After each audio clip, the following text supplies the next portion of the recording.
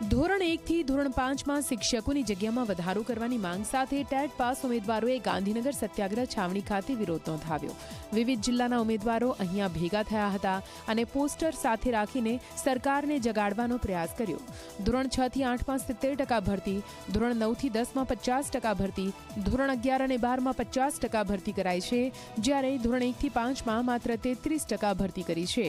એટલે કે મોટા ભાગની જગ્યા ખાલી છે, જેથી અન્યાય થતો હોવાનું ઉમેદવારોએ રજૂઆત કરી।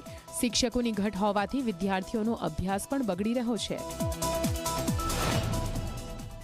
અમારી બધાની મુખ્ય માંગણી ધોરણ 1 થી 5 માં જે ખાલી જગ્યા મહેકમ પ્રમાણે જે ખાલી જગ્યા છે એની 50% ભરતી કરવાની અમારી મુખ્ય માંગણી છે।